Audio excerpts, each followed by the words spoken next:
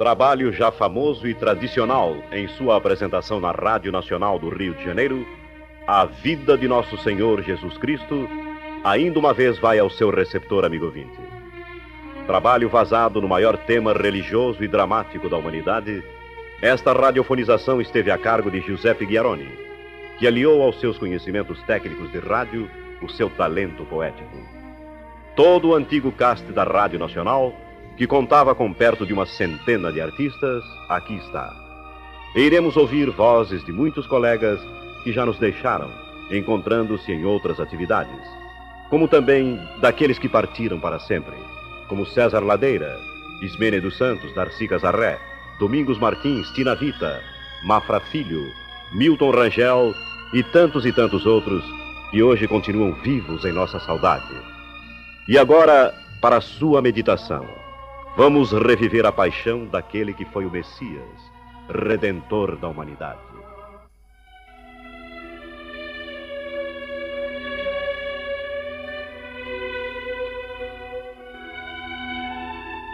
Entre as dúvidas e as angústias atormentada a hora presente, o homem procura um caminho.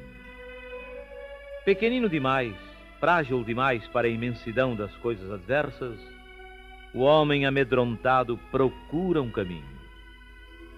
Na favela metropolitana ou na cabana rural, derreado sobre a máquina ou apoiado ao cabo da enxada, nas estradas poeirentas ou nas avenidas atravancadas, com a mesma ânsia, com a mesma inquietação, com a mesma insatisfação, o homem procura um caminho. E a sua vida é um eterno bater a portas que não se abrem. Abram! Abram! Abram! Abram! E não obstante, se o homem detivesse por um instante a sua busca no árido campo da matéria, se o homem parasse um momento e olhasse para dentro de si mesmo e deixasse falar o seu próprio coração, dentro do qual há sempre uma criança repetindo uma lição de catecismo, se o homem deixasse fazer-se um pouco de silêncio dentro do seu ser, estranhamente, maravilhosamente, uma luz vivíssima iria aparecendo diante dos seus olhos, iluminando a terra. E uma voz puríssima, ainda mais luminosa do que a própria luz, soaria ao seu ouvido tão nítida, tão certa, indicando a direção. Eu sou o caminho, a verdade e a vida. Aquele que me seguir não perecerá.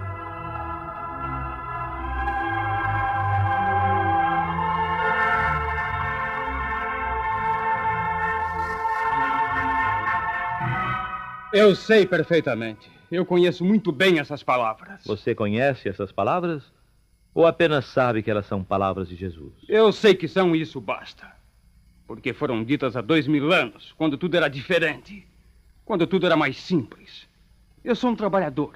Ganho um salário mínimo. Minha mulher está esperando criança. Dará luz em algum leito de maternidade pública. E meu filho não terá um enxoval.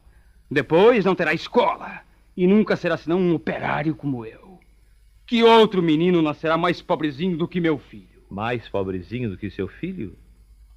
Sim, o filho de Maria. Não num grande país livre, mas numa pequena nação escrava, é que Jesus deveria vir ao mundo.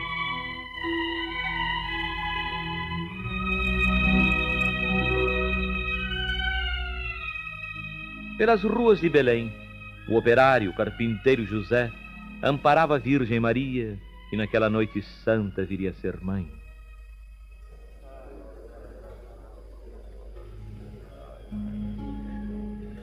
Tem paciência, Maria. Um pouquinho mais. Ali adiante há uma hospedaria onde talvez nos deem posada. Que assim seja, porque estou tão cansada. As forças me faltam, José. Um pouco mais. Alguns passos mais. Ali naquela estalagem, haverão de nos abrigar por esta noite. Sim. Ô, de casa! Haverá um cantinho onde minha pobre mulher possa se abrigar por esta noite? Impossível, peregrino. Esta estalagem está superlotada como todas as outras. Um cantinho qualquer. Minha mulher vai ser mãe e viajamos desde Nazaré. Impossível, peregrino. A cidade está cheia de gente que vem de todos os recantos para o recenseamento. Todos disputam a peso de ouro, um retalho de teto ou uma nesca de chão. Como é que tu e tua mulher, pobres viandantes, sem um ceitil, havereis de encontrar pousada? Adiante, peregrino, adiante!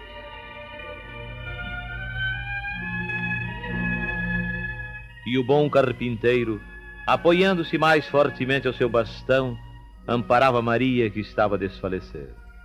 E ela caminhava a custo, apoiada ao braço do esposo carpinteiro, que ia batendo as portas, muitas das quais ele próprio talvez tivesse feito. E as portas não se abriam. E estava cada vez mais próxima a hora de Jesus nascer, a hora sacrossanta. Ô de casa! Adiante, peregrino! Ué, eu já não posso mais, José. Ô de casa! Adiante, peregrino! Adiante! Nem por um momento José ou Maria interrogaram os céus para indagar por que distingui-los entre todos os homens e entre todas as mulheres, para deixá-los errar como dois mendigos, tendo como toda a riqueza um burrico manso e alguns trapos que mal davam para afastar o frio. Não, eles apenas baixaram a cabeça e respeitaram os desígnios de Deus, que não escolheram um rei e uma rainha para seu filho nascer como um príncipe. Deus escolhera um carpinteiro e uma mulher do povo para seu filho nascer como todos os meninos humildes, a quem não obstante pertence o reino dos céus.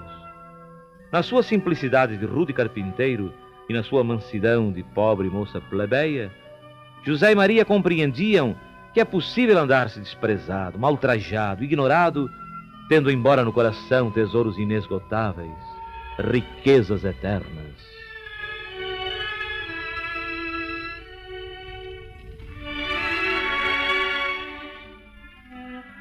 Naquela noite bendita entre todas as noites, as patas do burrico foram deixando para trás as ruas movimentadas de Belém.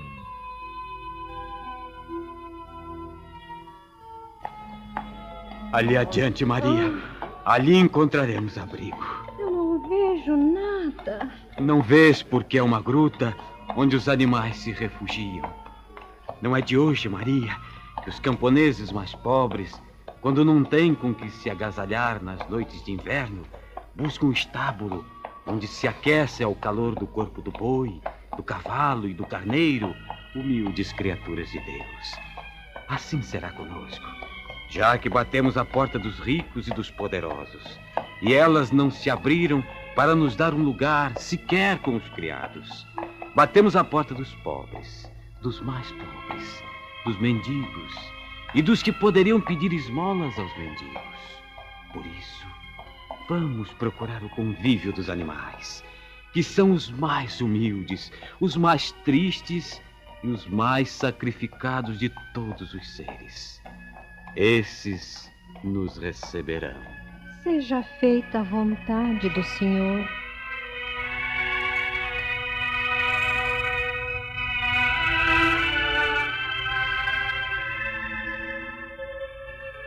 Entre os animais que hoje reverenciamos no presépio do Natal, numa tosca manjedoura forrada de palha, nasceu o mais pobre, o mais destituído, o mais abandonado de todos os meninos. E naquele momento, sem que a turbo suspeitasse, os astros estremeceram em suas órbitas. Os anjos cantaram hosana, e uma estrela refulgente riscou o espaço, guiando os 3 reis magos que vinham do Oriente para adorar o menino Deus, oferecendo ouro, incenso e mirra.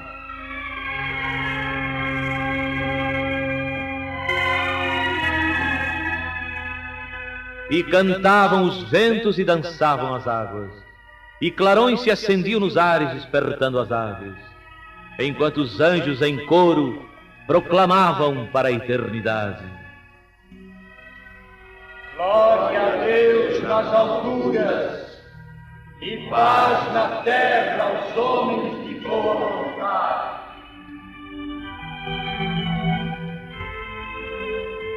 Meu irmão, por mais obscuro que seja o seu nome, hoje como há 20 séculos, por mais pobre que seja a sua casa, por mais coberto de trapos que seja o leito onde deva nascer o seu filho, não haverá ouro, nem poderio, nem despotismo que impeça de obter para seu filho a graça de Deus.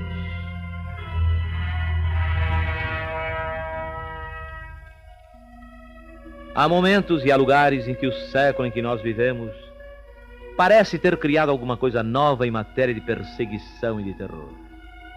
E o homem que não tem a experiência dos séculos guardada no coração e sente-se vítima de um tormento novo, julga-se só entre o pavor, o sangue e o desespero.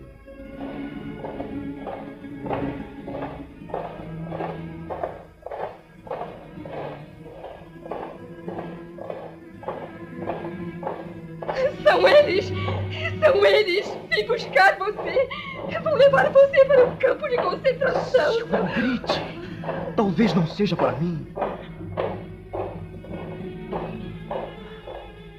Vê, já estão se afastando. Ninguém sabe que eu estou na cidade. Espionagem tudo sabe, tudo vê. Todos os nossos líderes foram fuzilados ou foram exportados como gado humano para os campos de concentração. Mocinhos quase meninos, cujo crime único consistiu em levantar a voz e o braço pelo direito de pensar e de crer. Será que não bastou o sangue derramado, as lágrimas choradas, a dor e o luto e o desespero? Silêncio! Eles voltam! Silêncio! É inútil silenciar. Eles nos encontrarão. Eles nos esmagarão. Eles...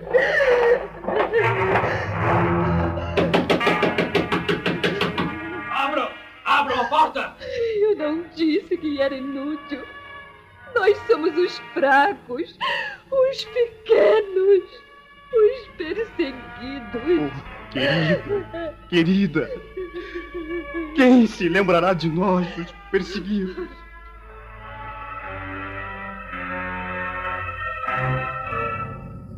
Quem se lembrará de vós, os perseguidos? Aquele que foi mais perseguido do que vós, e que em vós até hoje é perseguido. Não que ele tivesse pronunciado uma palavra contra o poder de Roma, que era naqueles dias a grande potência usurpadora de bens e esmagadora de liberdades. E não obstante, apenas acabado de chegar a este mundo que o recebia na tosca palha de uma manjedoura, já os senhores dos exércitos se moviam contra ele, na fúria de Herodes, que tremia como se o palácio de Jerusalém estivesse a desabar sobre sua velha cabeça, apenas porque nascera o filho de Maria.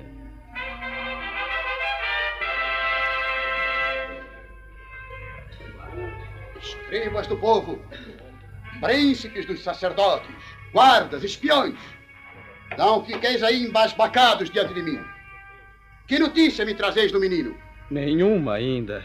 Paciência. Ao menos dos reis magos, aqueles 3 que vieram de tão longe, de além do Mar Morto, para adorá-lo.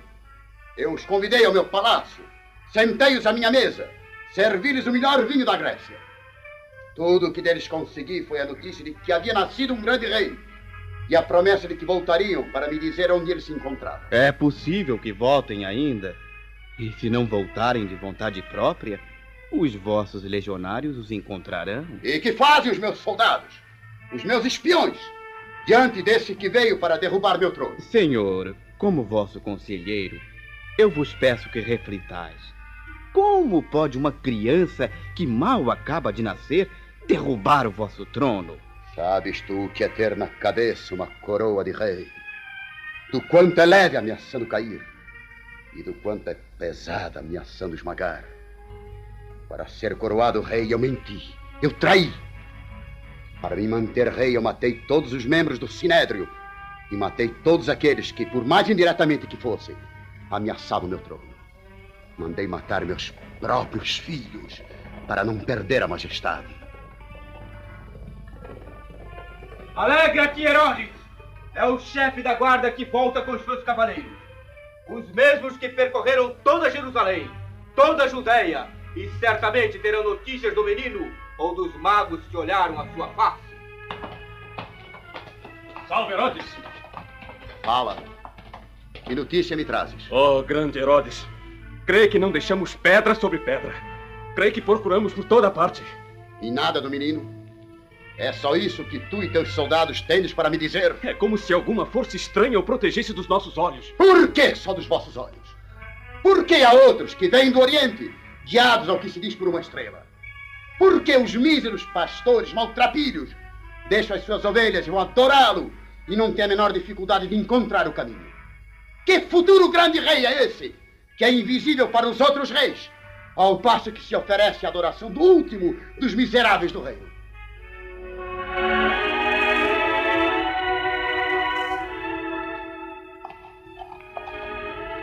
José, descansemos um pouco. O Egito está muito longe e meu filhinho deve estar muito cansado. Sim, Maria. É bom que repousemos aqui, onde há algum abrigo, porque o vento está começando a soprar mais forte. Uma tempestade de areia nos impediria de completar a nossa fuga para o Egito.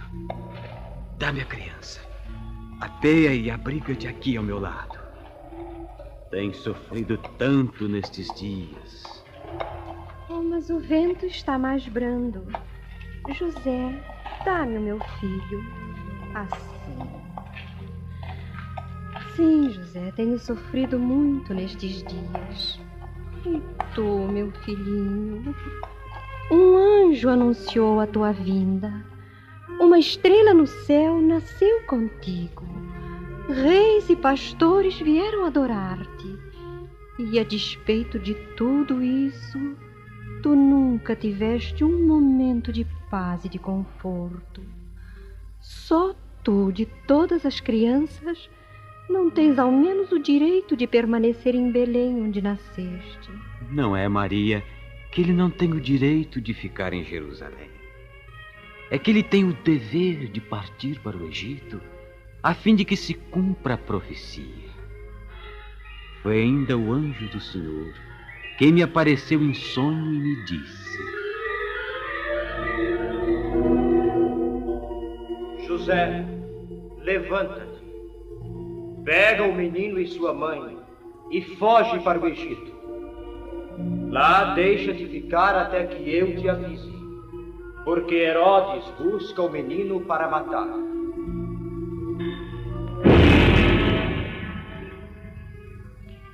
Herodes, tua ordem foi cumprida. Mortos. Todos. Todos decapitados. Como o ceifador ceifa o trigo que está maduro, teus soldados fizeram rolar a cabeça de todos os meninos nascidos em Jerusalém, de naturais ou forasteiros, nos últimos 2 anos, conforme o que ordenaste. Mas todos? Não escapou nenhum? Não escapou nenhum. Agora sim. Agora sim. Onde estás, ó grande rei de Israel? Onde estás, Redentor, que não redimes a tua cabecinha decepada dos ombros ensanguentados?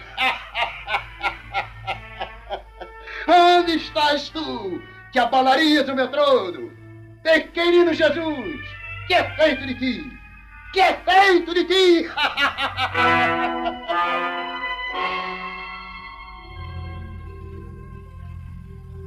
Maria, o vento se abranda.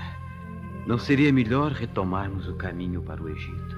Sim, retomemos o caminho para o Egito. E seja feita a vontade do Senhor.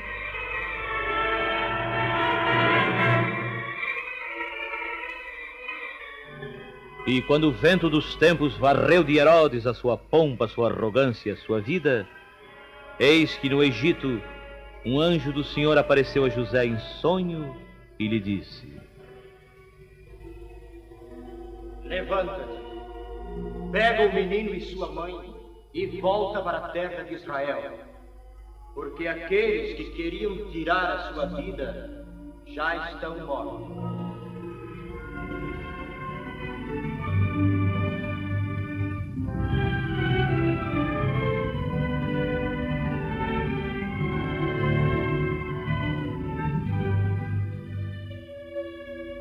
Deus nem sempre avisa por um anjo quando coloca na casa dos homens os seus eleitos.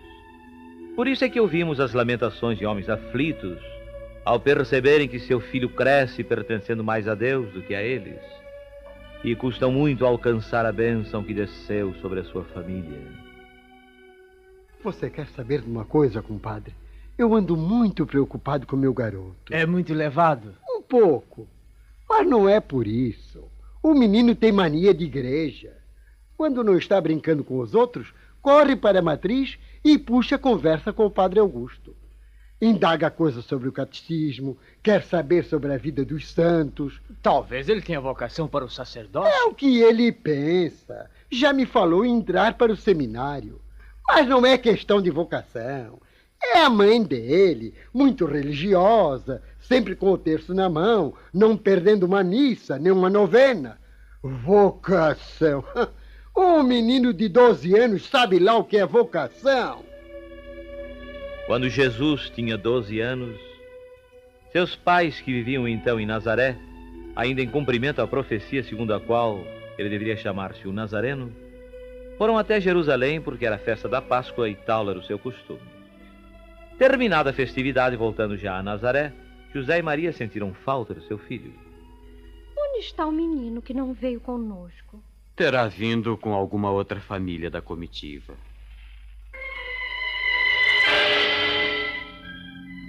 Não, seu filho não veio conosco. E temos buscado em toda Jerusalém e ninguém sabe dar notícia de nosso filho. No templo não é possível que ele tenha ficado. Não sei, Maria, mas quando vi pela última vez ele estava lá. 3 dias depois da Páscoa. 3 dias. José e Maria foram encontrar seu filho sentado no templo, cercado pelos homens de saber que lhe faziam perguntas. O menino de 12 anos estava ali, tranquilo como em sua própria casa. Os doutores é que se deslumbravam com as suas respostas inconcebíveis para uma criança.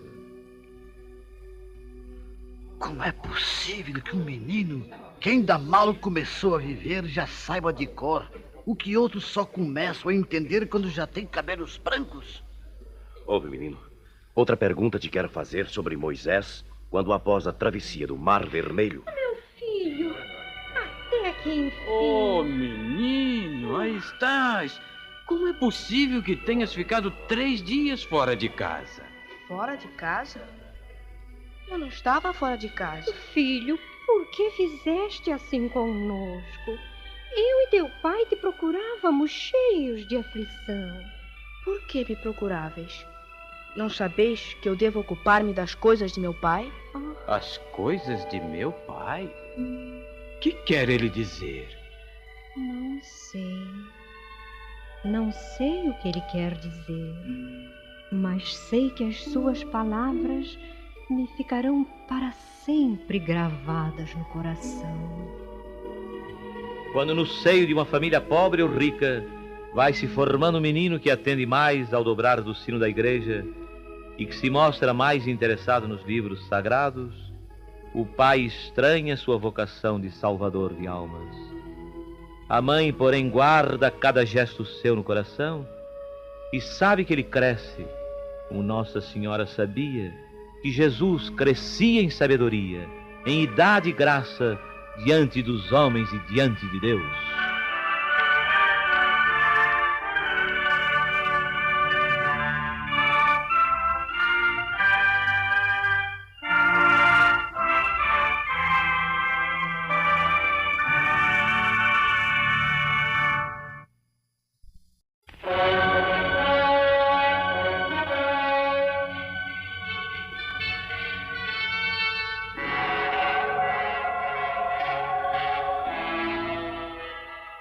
A Rádio Nacional do Rio de Janeiro passa a apresentar a segunda parte da radiofonização da vida de Nosso Senhor Jesus Cristo, produzida por Ghiaroni e desempenhada pelo elenco de radioteatro desta emissora, sob direção de Floriano Faisal.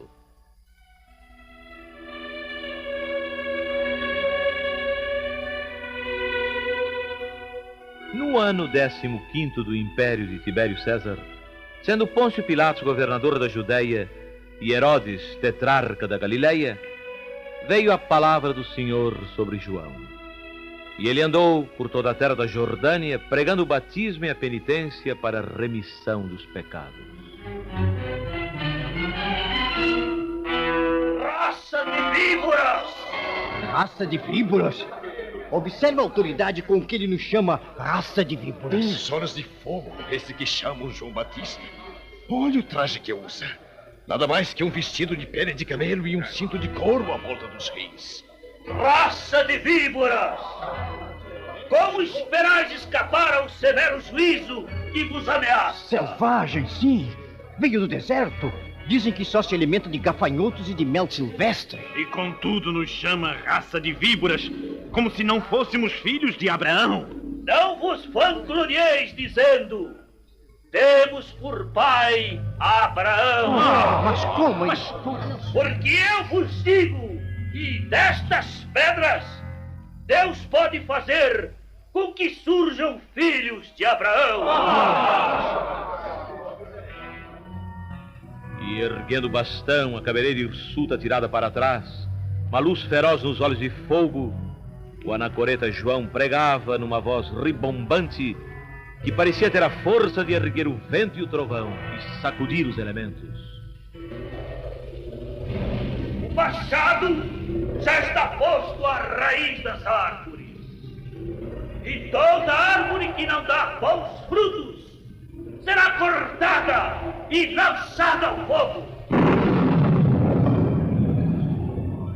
Aquele de vós que possui 2 túnicas, dê uma ao que não tem nenhuma. Vós, publicanos, vós, cobradores de impostos, não cobreis mais do que está fixado pela lei. Vós, soldados, contentai-vos com o vosso soldo. Não causeis danos a outrem. Arrependei-vos das vossas faltas. Fazei penitência. O machado já está erguido. Procurai dar bons frutos, raça de víboras. Dai bons frutos antes que seja tarde.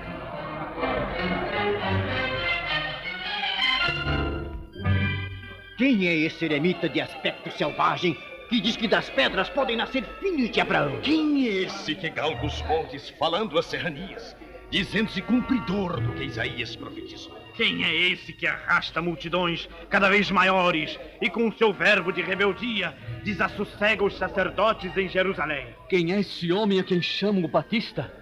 Por que até os fariseus e saduceus vêm lado a lado para que ele os batize com a água do Jordão? Será um falso profeta? Um louco? Um agitador inimigo dos preceitos da lei? Ou será ele o enviado do Senhor? Aquele que veio reerguer do pó o povo de Israel? Por que não lhe perguntamos? Sim, por que não lhe perguntamos? João Batista, quem és? Eu? Sim, quem és? Serás porventura o Cristo, o que veio para nos salvar? Não, eu não sou o Cristo. Então por que batizas? Eu batizo com água, mas depois de mim virá aquele que é mais poderoso do que eu, e de quem não sou digno de desatar as correias dos sapatos. Ele batizará, não com água, mas no fogo e no Espírito Santo.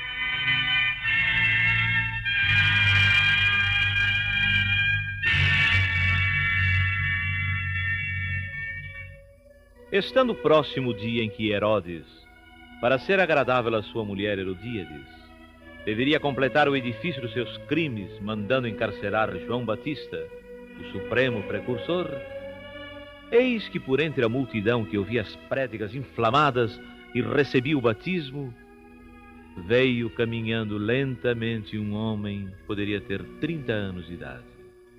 Vestia uma túnica branca, muito limpa, e nos seus olhos resplandecia a luz da tranquilidade infinita. Dos soldados, dos pecadores, dos essênios, publicanos, saduceus, De todo o povo ali reunido, ninguém o notou. Mas João Batista, ao vê-lo, o sentiu. Sentiu e exclamou: É ele! É ele o Cordeiro de Deus, o que veio para tirar os pecados do mundo. A quem ele se refere? Aquele de túnica branca, com o cabelo penteado à moda dos nazarenos. É ele! É ele de quem eu falava. Depois de mim, virá um de quem não sou digno de desatar as correias dos sapatos. João Batista, toma o púlcaro e derrama a água sobre a minha cabeça. Sobre tua cabeça? Eu? Sim, eu vim para ser batizado. Por mim? Eu é que devia ser batizado por ti. E tu é que vens a mim? Deixa por ora, porque assim nos convém cumprir toda a justiça. Pois bem, se é para cumprir o que está escrito, com esta água eu te batizo.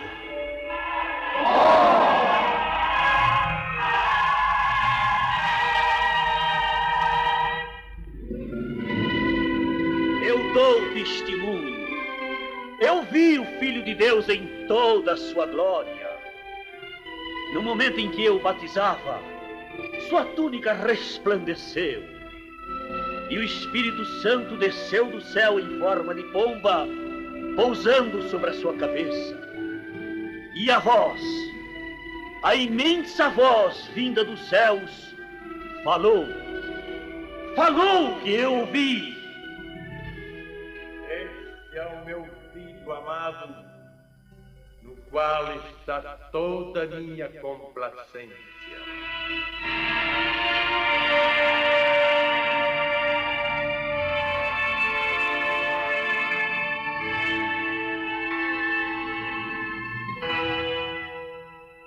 As tentações. As insidiosas tentações que parecem ter sido inventadas para solapar a nossa vontade e para justificar os nossos erros. E bastaria um pouquinho de fé para reduzir essas montanhas ao insignificante que realmente são. Bastaria um pouquinho de fé para que não se reproduzissem mais certas cenas que ainda hoje se repetem. Meu filho, que é isso? Que dinheiro é esse? Eu tirei na loteria. Fala a verdade, meu filho. Não é assim que se ganha um montão de dinheiro na loteria. Esse dinheiro é do banco, não é? Você roubou, não roubou? Sim, roubei. Não resisti à tentação. Roubei, sim. Meu filho, se ninguém sabe ainda, se o dinheiro ainda pode ser devolvido... Não devolverei. Já resisti demais à tentação, não tendo sequer 100 cruzeiros para almoçar decentemente. E recebendo milhões, pagando milhões. Montanhas de dinheiro passando por minha mão, debulhadas em notas farfalhantes. E eu morrendo de sede dentro d'água. Os automóveis passando, as mulheres sorrindo. E eu guardando para os outros o dinheiro que poria o mundo aos meus pés. Quem pode resistir? Quem tem que resistir a tamanhas tentações? Para ser tentado pelo diabo, foi levado Jesus ao deserto. Tendo jejuado 40 dias e 40 noites, sentiu fome. E o demônio sempre soube que para quem tem fome, um pedaço de pão é a tentação mais terrível.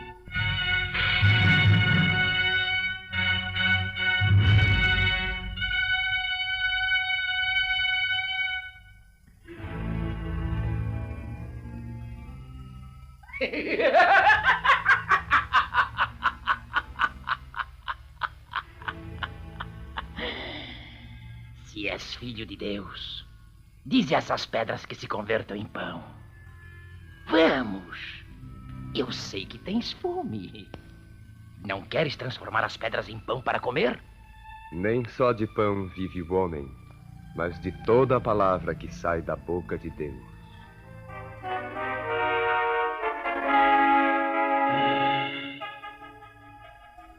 Não tendo podido vencer Jesus pela fome, Satanás o atacou no que ele pudesse ter de vaidade humana.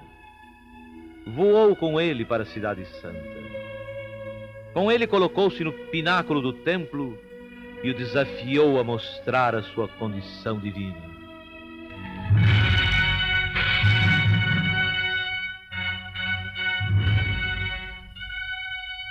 Se tu és o Filho de Deus, lança-te daqui abaixo, porque está escrito: Ele mandou aos seus anjos que te levem nas palmas das mãos para que não tropeces com os pés em alguma pedra. Que esperas? Não está escrito?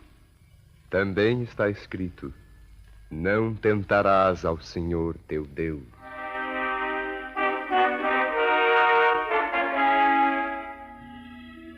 Tendo falhado com as armas da fome e da vaidade, Satanás arriscou ainda a terceira tentação, talvez a mais forte, porque tinha base na ambição, a paixão imensa que faz tantos poderosos e tantos outros desgraçados. E transportando Jesus ao cume da montanha mais alta, e onde podia ver a maior extensão de terras, com seus casebres e seus palácios, com a sua pobreza e a sua glória, tentou ainda pela terceira vez.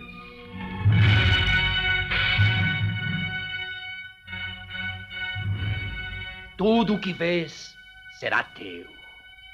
Todas estas coisas eu te darei se, prostrando-te por terra, me adorares. Afasta-te, Satanás, porque está escrito: ao Senhor teu Deus adorarás, e só a Ele servirás.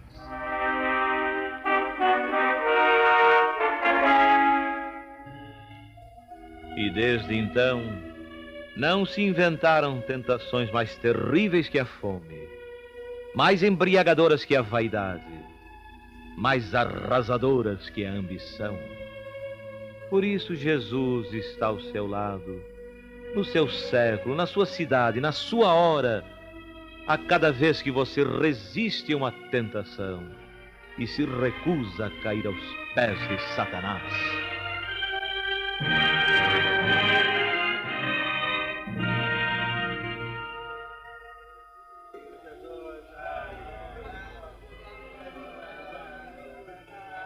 Quem é aquele que sobe a montanha cercado dos companheiros e atraindo tão grande multidão?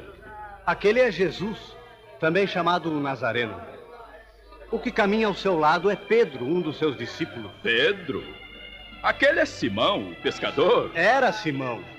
Mas quando o mestre o chamou a si, disse-lhe: Tu és Simão, filho de Jonas. Mas doravante serás chamado Pedro, que quer dizer rochedo. Por que dizeis o mestre? Acaso é ele o Messias e faz milagres? Sim, é ele o Messias.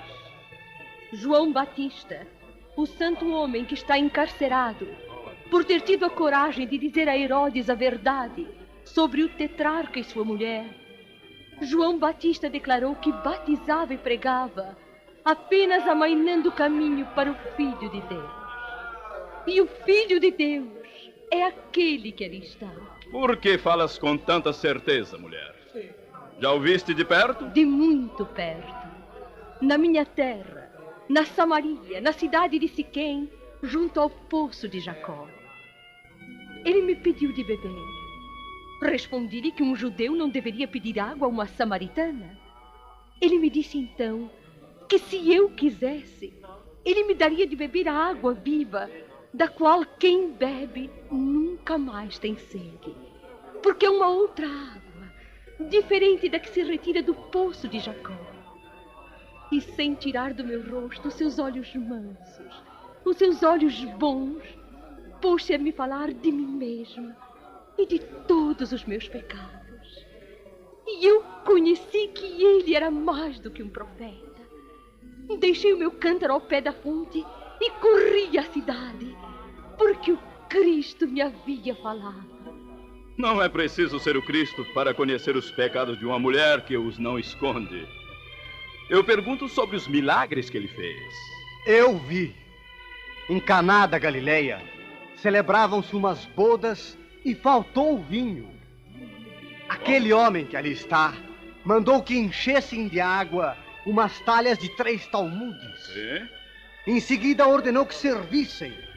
E a água tinha virado vinho. Vinho tão bom e tão puro como talvez nem o próprio Herodes já tenha tomado em seus festins. Ele fala como quem tem autoridade. Eu vi quando ele expulsou os vendilhões do templo, escorraçando-os com as suas mercadorias, seus bois e ovelhas, dizendo-lhes: não façais da casa de meu pai uma casa de negócios. Eu vi com estes olhos em Cafarnaum, quando ele expulsou o espírito imundo que se apoderara de um homem. E todos ficaram assombrados com seu imenso poder. Eu vi mais do que isso. Na praia do lago de Genezaré, os pescadores estavam desanimados, porque haviam pescado toda a noite e não recolhendo peixe algum. Aquele que lá está, na encosta do monte, mandou que lançassem de novo as redes. Assim fizeram. E trouxeram tanto peixe que as 2 barcas quase foram a pique. Por esses e tantos outros prodígios, e pela palavra consoladora dos seus lábios, é que todo este grande povo se reúne para ouvi-lo, a despeito do que dizem os escribas e fariseus. Silêncio! O mestre vai falar! E por sobre a multidão agora cabisbaixa e silenciosa, veio do alto a voz de Jesus para dizer palavras tão belas que tanto poderiam estar sendo ditas da montanha para o céu, quanto do céu para a montanha. Se Jesus não tivesse feito nenhum outro milagre para provar que ele era o Filho de Deus, bastaria o sermão da montanha, este milagre de palavras imortais.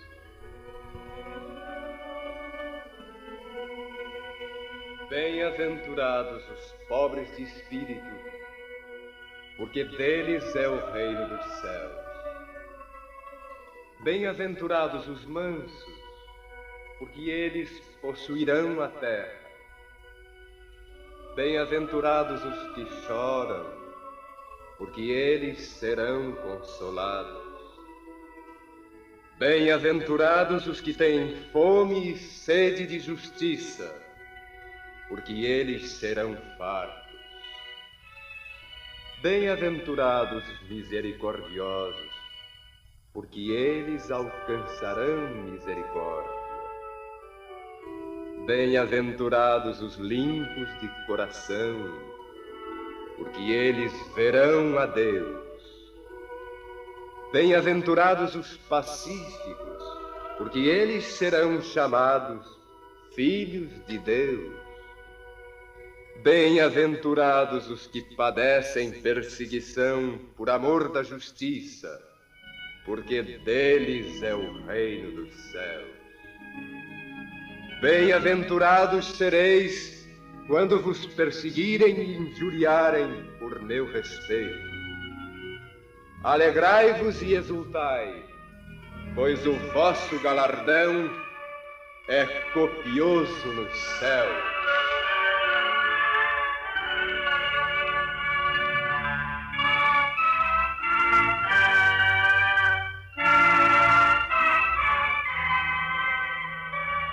Ó vocês que são humildes, tristes, perseguidos, injustiçados, abandonados. Estas palavras não têm 2000 anos. Estão sendo ditas agora e trazem o mesmo brilho aos seus olhos ao sacudirem o seu coração com o impacto da esperança. Ó vocês que conduzem ou deveriam conduzir, porque são chefes, mestres e governadores. Falando aos seus discípulos, Jesus fala a vocês.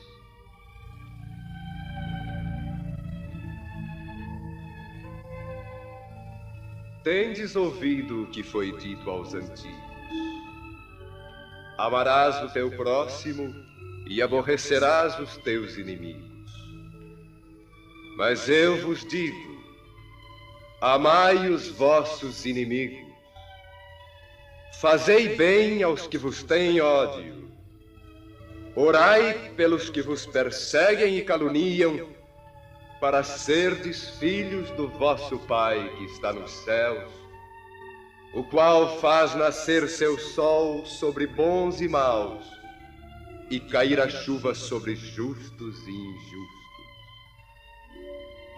Porque se vós não amais, senão aos que vos amam, que recompensa haveis de ter? Não fazem os publicanos a mesma coisa? E se vós saudardes somente os vossos irmãos, que fazeis nisso de especial? Não fazem também assim os gentios?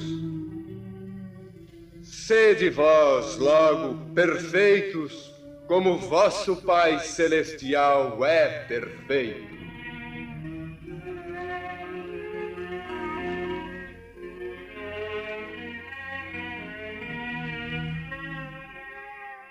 Não acumuleis vossos tesouros na terra, onde a ferrugem e a traça os consomem, e onde os ladrões os desenterram e roubam. Mas guardai vossos tesouros no céu, onde não os consomem a traça e a ferrugem, nem os ladrões os desenterram e roubam. Porque onde o homem tem o seu tesouro, aí tem também o seu coração. Ninguém pode servir a dois senhores, porque ou há de aborrecer a um e amar ao outro, ou há de estimar a este e desprezar aquele. Não podeis servir a Deus e às riquezas.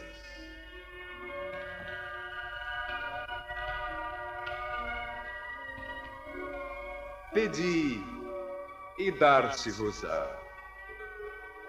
Buscai e achareis. Batei e a porta abrir-se-vos-á. Porque todo aquele que pede, recebe. E o que busca, acha. E a quem bate, a porta se abre. Ou qual de vós, porventura, é o homem que, se seu filho pedir pão, lhe dará uma pedra? Ou se seu filho pedir um peixe, lhe dará uma serpente? Pois se vós, sendo maus, sabeis dar o que é bom a vossos filhos, tanto mais vosso Pai que está no céu e que é justo e perfeito, saberá dar o que é bom a cada um dos seus filhos que lhe pedir.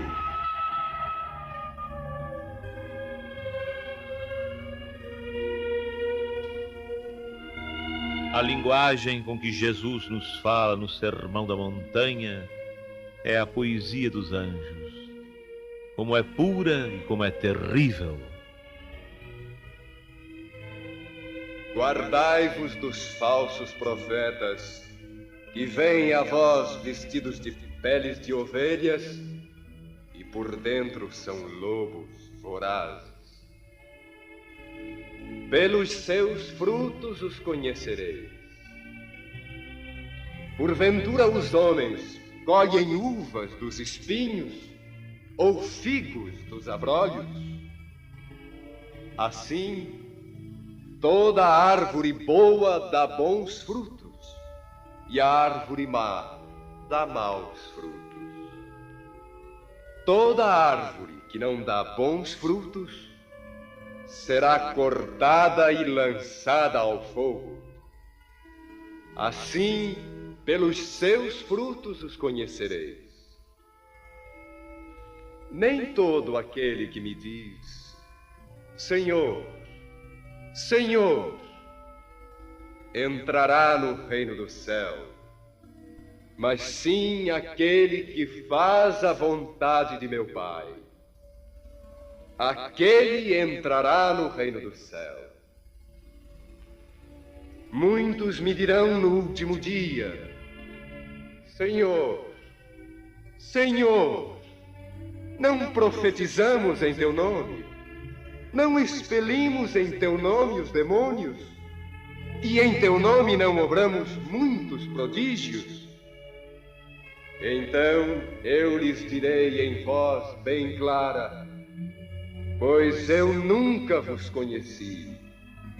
Apartai-vos de mim, ó vós que obrais a iniquidade. Todo aquele que ouve estas minhas palavras e as observa, será como o homem sábio que edificou a sua casa sobre a rocha. E veio a chuva, e transbordaram os rios, e sopraram os ventos, e se precipitaram sobre aquela casa. Ela, porém, não caiu, porque estava edificada sobre a rocha. E todo aquele que ouve estas minhas palavras e não as cumpre, será como o insensato que construiu a sua casa sobre a areia. E veio a chuva, e transbordaram os rios, e sopraram os ventos, e se precipitaram sobre aquela casa. E ela caiu, e foi grande a sua ruína.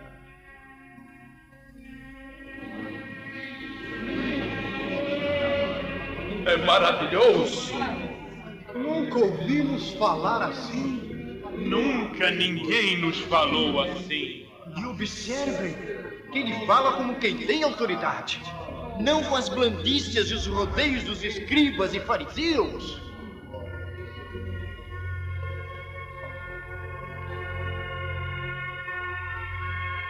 Olhai os lírios dos campos, olhai as aves do céu.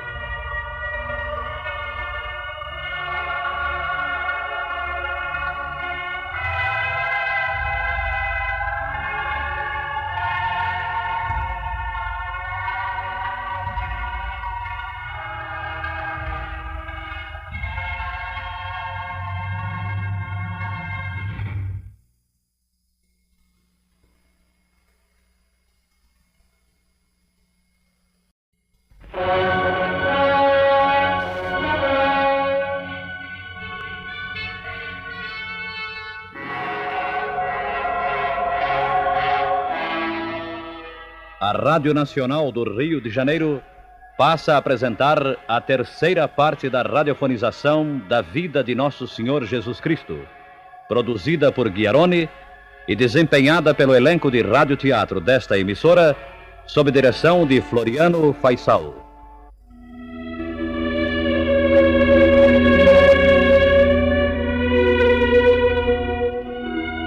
A cada instante da nossa vida, quando os nossos interesses são contrariados, quando nossas propostas são repelidas, quando nossos pedidos são desprezados, costumamos a nos sentir cercados de inimigos, e isso nos parece uma injustiça do alto.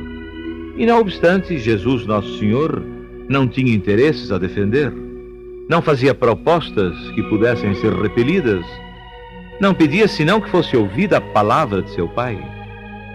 Mas ninguém jamais teve tantos, nem tão poderosos e destrutivos inimigos. Prestemos muita atenção ao que ele diz. Sim. Aqueles que nos mandaram precisam saber tudo que possa incriminá-lo perante os doutores da lei. Aqueles que nos mandaram e que nos pagam não ficarão desapontados. Sim.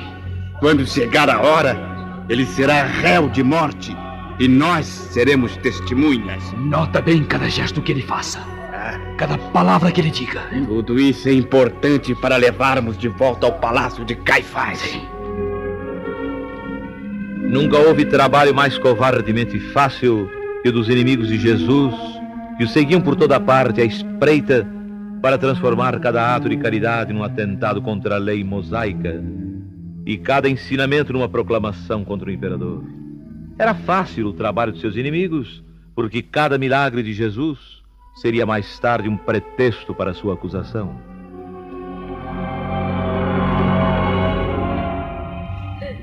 Meu filho, meu único filho, minha velhice, o amparo da minha viuvez. Está morto. O levam para enterrar. Mulher, não chores pela morte do teu filho. Parai o enterro. Quem é esse moço de modos tão mansos, que fala com tanta autoridade, que se aproxima de meu filho, parecendo que lhe vai falar ao morto? Jovem, eu te ordeno, levanta-te.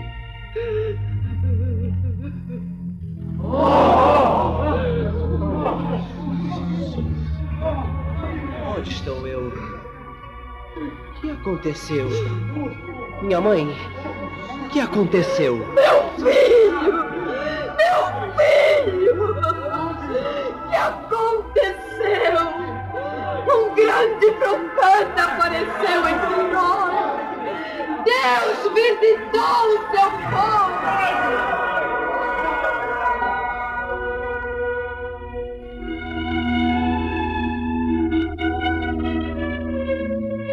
A voz de Jesus dominava a fúria do mar e o bramir da tempestade.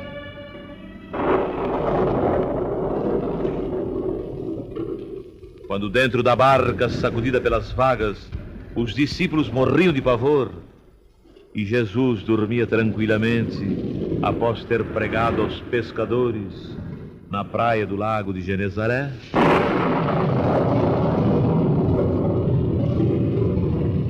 Estamos perdidos. As ondas cobrem a barca. Morreremos de morte horrenda. Mestre, acorda. Como é possível dormir no meio deste inferno? Salva-nos, Senhor. Estamos morrendo. Homens de pouca fé, por que temeis? Por que acreditais que eu vos possa deixar antes que a minha missão esteja cumprida? O mar está furioso. Um vento terrível. Serão o mar e o vento mais poderosos que a vontade de meu Pai que os criou? Ó mar, acalma-te.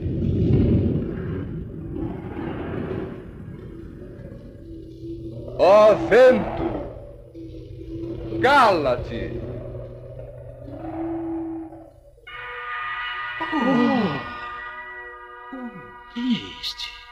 Quem é este? Quem é este que até o vento e o mar lhe obedecem? Jesus deslumbrava as multidões. Depois que ele atravessara o mar da Galileia, Felipe lhe dizia aflito: Oh, mestre, é cada vez maior a massa de povo que te segue. Chega a assustar, senhor. Tens razão, Felipe. Onde compraremos pão para dar de comer a toda essa gente? Ainda bem que te pões de acordo comigo.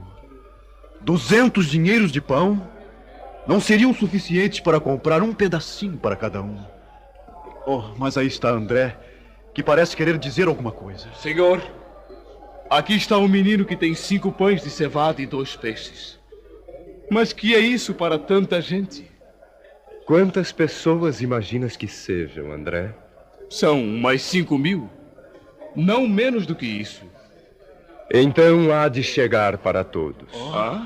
Manda que todos se sentem na relva para comer. Mas, mestre... Isto... Pois bem, assim seja. Sentai-vos todos! Para comer, diz o mestre.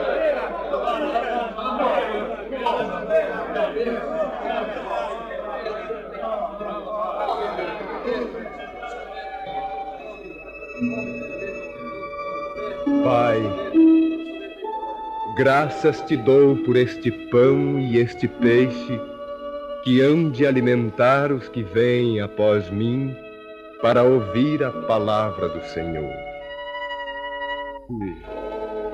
Vinde! Há para todos!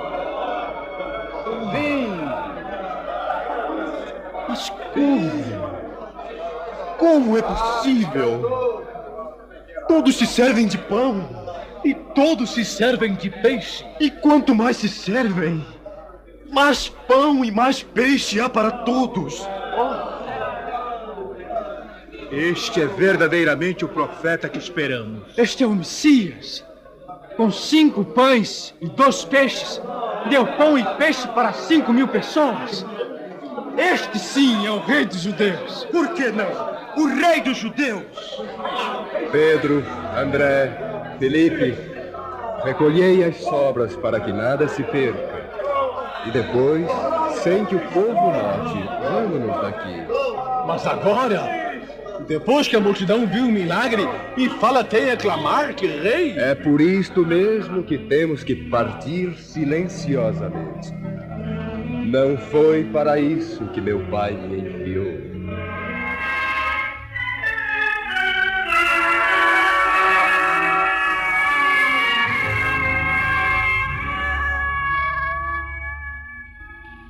Para ele, eram inúteis todas as cautelas, segundo seu próprio ensinamento.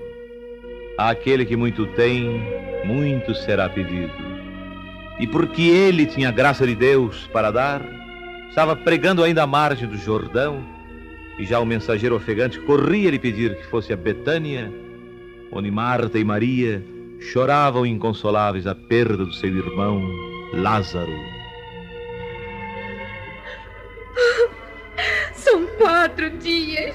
4 dias que ele está morto e enterrado. Mas a cada instante penso ver de novo a cena horrível da sua morte. Vamos, Marta, não deves torturar-te tanto. Nós, os amigos da tua família, viemos para te trazer um pouco de consolo.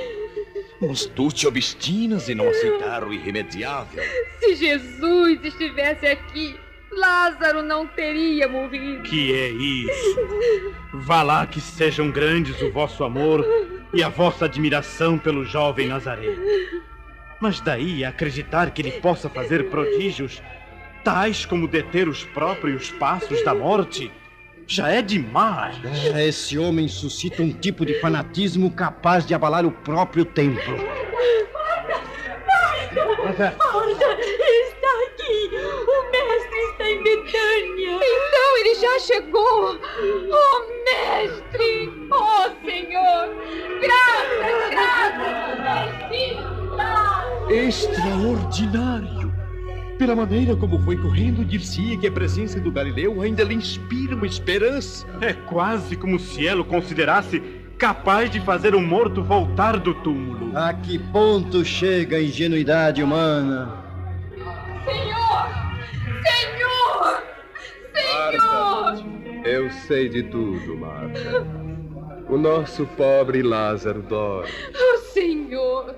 Se tivesses estado aqui, meu irmão não teria morrido. Marta, teu irmão ressuscitará. Sim, eu sei que ele há de ressuscitar no dia do juízo final. Eu sei.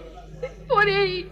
Eu sou a ressurreição, a verdade, a vida. Quem crê em mim, ainda que esteja morto, viverá. Tu crês? Senhor, eu creio que és o Cristo, Filho do Deus vivo. Creio que vieste ao mundo para nos salvar. Vai então chamar tua irmã.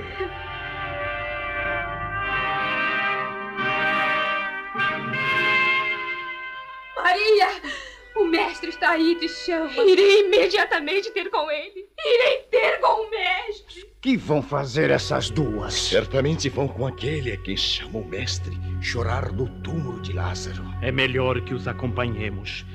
O que quer que aconteça, convém que estejamos presentes para servir de testemunhas.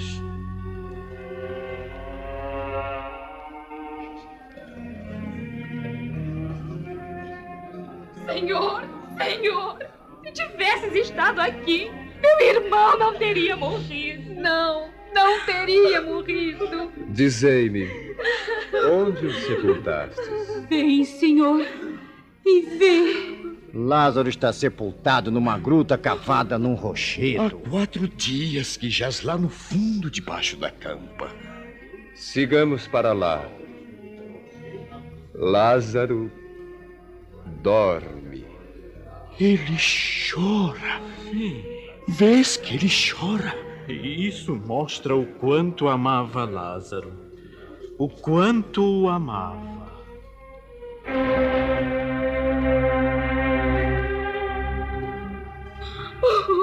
Aqui estamos, Senhor. É esta gruta que serve de túmulo a meu irmão.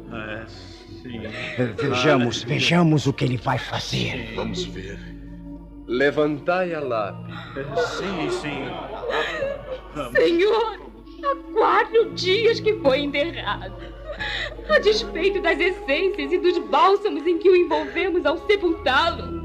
São 4 dias, Senhor. Marta, eu não te prometi que se tivesses fé, verias a glória de Deus? Sim. Levantai a pedra. Vamos, aqui.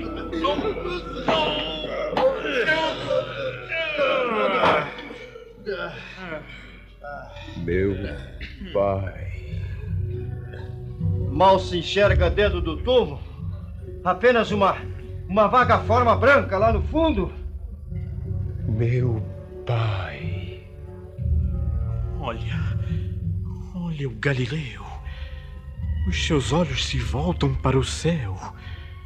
E como se juntam as mãos, como num esforço supremo. Parece que toda a alma dele se concentra nos olhos. Meu pai.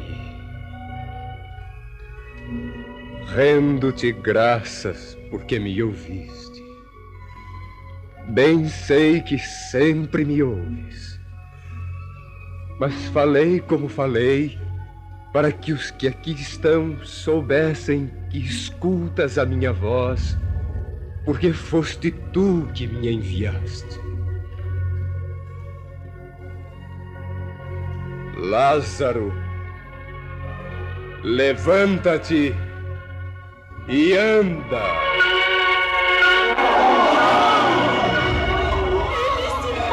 Ele se move dentro do túmulo. Sim, ele se move, se esforça contra as faixas das ataduras. Desatai-o e deixai-o andar. Irmãos, acreditemos nele. Ele é realmente o Filho de Deus. Ele faz milagres. Mas em nome de quem? E com que fim? Este perigo jamais se levantou em terras de Israel. Precisamos dar parte ao conselho. Precisamos avisar aos anciãos do templo. Ao Sinédrio! Ao Sinédrio!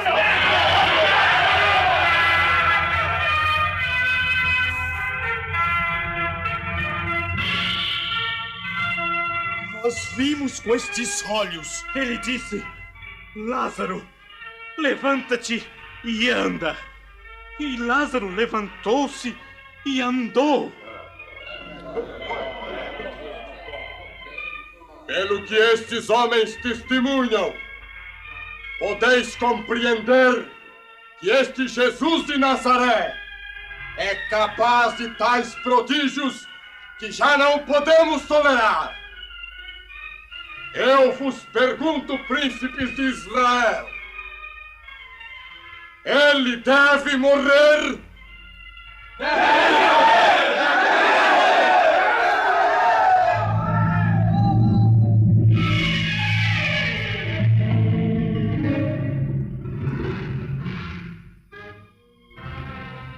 E a cada passo surgiam diante de Jesus as ciladas que lhe armavam os fariseus, procurando arrancar uma palavra que o tornasse réu de morte em face do Império Romano, ou que o desmoralizasse em face dos filhos de Israel.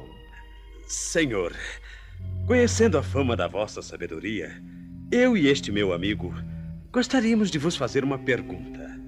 Dizei-nos, pois, é lícito ou não é lícito pagar-se o tributo a César? Hipócritas, Eu vos conheço. Por que me tentais? Senhor, é lícito ou não pagar o tributo a César? Mostrai-me a moeda do tributo. Aqui está, senhor. Um dinheiro. De quem é a imagem? De quem é a inscrição? De César, senhor. De César?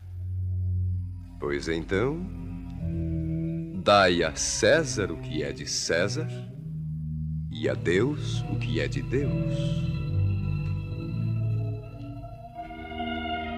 Mas a grande causa da conspiração contra Jesus culmina na sua entrada triunfal em Jerusalém.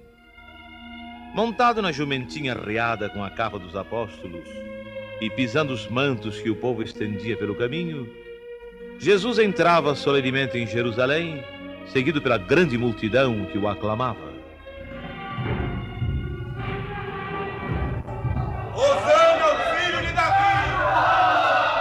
Salve o rei de Israel! Olha o Salvador! Bendito Messias!